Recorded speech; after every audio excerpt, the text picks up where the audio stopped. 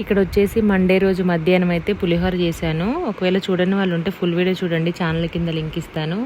ఆ రోజు చేసిన వంటలు కంటిన్యూస్గా నిలబడి చాలాసేపు చేశాను. మార్నింగ్ నుంచి నైట్ వరకు చేస్తూనే ఉన్నాం అనమాట. అంటే షార్ట్ వీడియోస్, రెసిపీస్, వ్లాగ్స్ అవన్నీ కూడా షూట్ చేశాను. ఒక 2 రోజులు చేసి పెట్టుకుంటే మధ్యలో ఒక రోజు అయితే రెస్ట్ తీసుకోవచ్చు అనేసి చాలామంది అనుకుంటారు. ఏం పని పాట లేకుండా చేస్తారు, ఏం యూజ్ దీనివల్ల అని. అంటే ఎవరు చేసే పని వాళ్ళకి అర్థమవుతుంది కదా ఏంటి యూజ్ అనేది.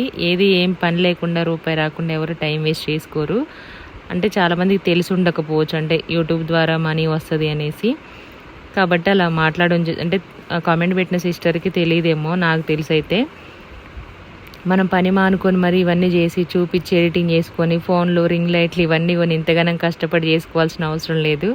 అంటే మామూలుగా మనకి ఏదైతే టాలెంట్ ఉందో అది చూపించుకోవచ్చు యూట్యూబ్లో.